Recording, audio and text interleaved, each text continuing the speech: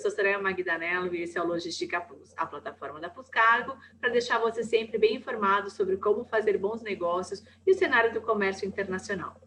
A Câmara dos Deputados concluiu em março de 2021 a votação do projeto de lei conhecido como Nova Lei do Gás, que altera as regras do mercado de gás natural. Agora, o texto vai passar por sanção presidencial.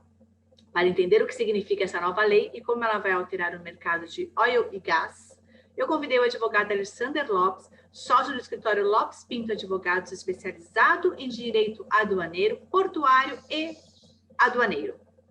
Alexander, muito obrigada por aceitar o nosso convite de novo. Obrigado, Soraya. É um prazer novamente estar aqui com você. Um marco muito interessante, a aprovação da nova Lei do Gás. Vai ser um prazer a gente bater papo sobre esse assunto que acredito, e acreditam todos do setor, movimentará bastante com o mercado. Então, me diz uma coisa, o que diz o texto da nova Lei do Gás? Soraya, a nova Lei do Gás, né, é um novo marco legal para o setor. Ele vem em substituição à legislação que estava vigente desde 2009. Lei essa de 2009 que pouco trouxe de fomento, de incremento ao setor. Muito pelo contrário, pouquíssimo aconteceu nesse período de 2009 para cá, poucos investimentos, nenhum gasoduto com nenhum outro player, senão a própria Petrobras, entrou em operação. Esse novo marco legal para o mercado de gás no Brasil, ele vai trazer impactos bastante positivos para todo o setor de óleo e gás e, mais ainda, para a cadeia produtiva do nosso país. As indústrias vão ser as maiores beneficiadas com esse novo marco legal. Presume-se e acredita-se que os custos de produção, de transporte, de comercialização e, por consequência, o custo final do produto vai ser bastante reduzido, auxiliando aí na matriz energética, principalmente, novamente, na parte da indústria, para que a nossa planta industrial possa se desenvolver como merece ser desenvolvida e expandida no país. De acordo com os defensores da nova lei, o texto facilita a entrada de novos agentes no mercado e da segurança jurídica para a quebra de monopólio da Petrobras. Isso vai ser uma realidade? Acreditamos todos que sim. Do ponto de vista meramente jurídico, uma das principais mudanças que essa nova lei traz é o fim do atual regime de concessão e permitindo, né, com o novo regime de autorização mais simples que o regime anterior de concessão, que previa, por exemplo, leilões, licitações, acredita-se que com o novo regime de concessão, novos gasodutos possam ser construídos. O objetivo é tornar o processo mais simples do que o atual, né? Evitando, assim, concentração de mercado, aumentando a concorrência. É óbvio que a empresa que for construir um gasoduto no país ou viesse habilitar para transportar o gás por meio desse gasoduto, vai precisar de autorização da Agência Nacional do Petróleo, né, a ANP, que é o órgão competente, mas o processo de autorização é infinitamente mais simples do que o processo de concessão. A experiência que nós temos com gás no país mostrou que o regime de concessão, que, por exemplo, foi aplicado com sucesso na transmissão de energia elétrica, esse regime de concessão não é o mais adequado para o transporte de gás. O Brasil precisa de regras que atendam a todos os agentes de um determinado setor. É o construtor do gasoduto, é o transportador, é a empresa que vai comercializar o gás. Então, existe hoje um prognóstico bastante otimista e positivo em relação à entrada em vigor do novo marco legal para o gás no país. E como isso pode alterar o preço final do produto? Então, com novos players entrando no mercado, tem um aumento de concorrência. E a consequência quase que lógica é a redução do custo, principalmente de produção, do transporte, da própria comercialização. E aí isso resulta na redução do custo final, do preço final desse produto ao consumidor. O reflexo da redução do preço do gás ele vai ser sentido principalmente junto ao consumidor industrial. O consumidor industrial ele vai ser o mais beneficiado com essa redução de custo. Mas, por tabela, por consequência, diminuindo-se o custo de produção, será menor o custo do produto a ser comercializado, ou seja, o consumidor final, eu, você, seremos beneficiados com essa redução do preço do gás em razão desse novo marco legal que está sendo implementado. O setor também sofre com uma discussão sobre a questão de políticas tributárias, né, isenção de impostos e ICMS, que impactam no preço do produto para o consumidor final. Porque, apesar das tentativas de redução de impostos, não sentimos a diferença no preço final. Soraya, um dos projetos de reforma empacados no nosso Congresso é o projeto da reforma tributária. A política tributária no Brasil é, no mínimo, por assim dizer, caótica. Veja que, nesse caso concreto, sobre o novo marco legal para o gás no Brasil, é uma lei federal. É o governo federal que trouxe, e trouxe corretamente, uma nova legislação para o mercado, que tem por objetivo aumentar a competitividade e reduzir o preço do produto final. O governo federal tem competência para tratar apenas de impostos federais. O ICMS é um imposto estadual.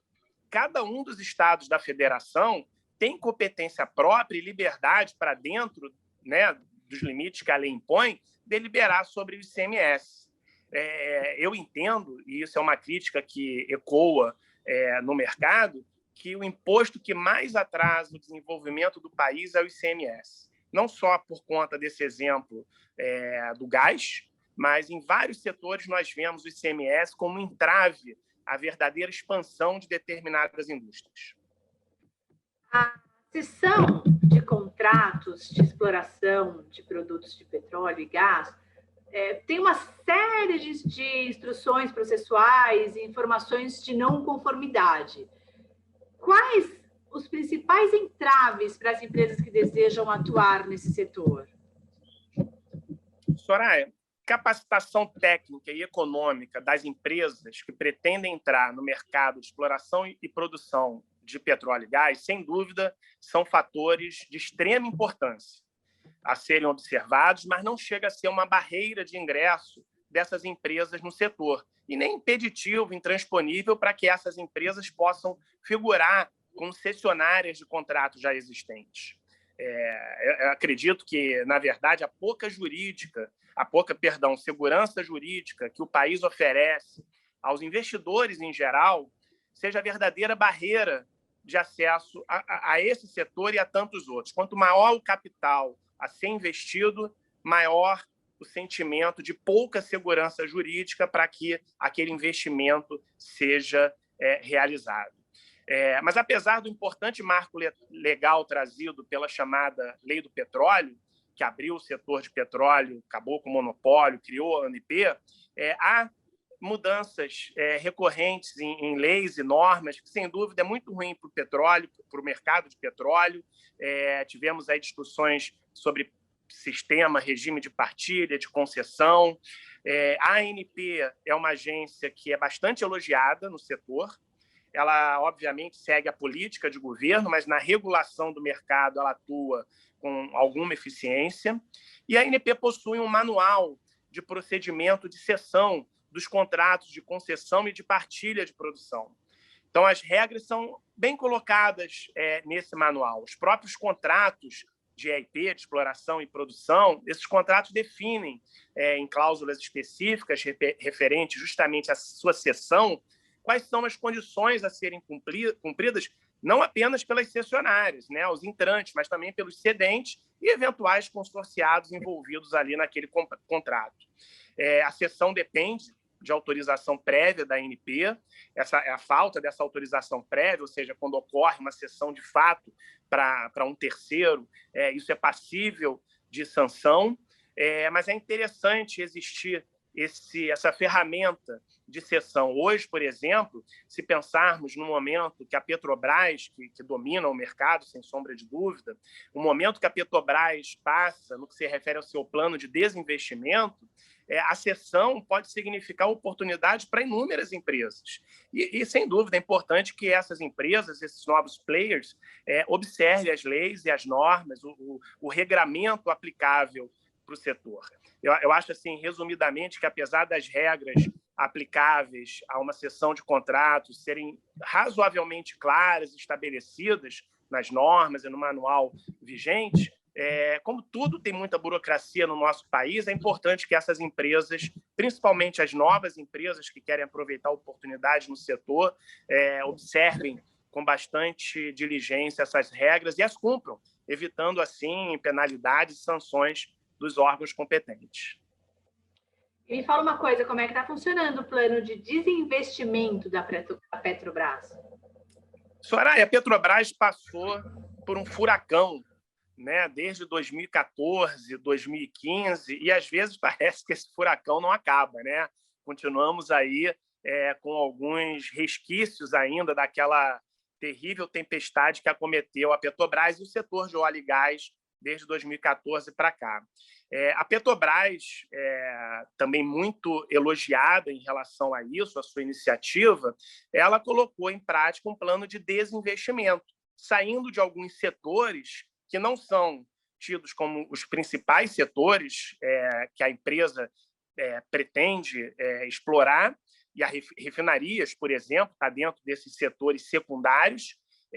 Além de sair de certos setores, também a Petrobras colocou em seu plano de desinvestimento a alienação de ativos que já não são tão rentáveis, tentando, assim, permitir maior foco e maior investimento justamente nos ativos mais rentáveis e que, de fato, fazem mais sentido para uma companhia de petróleo.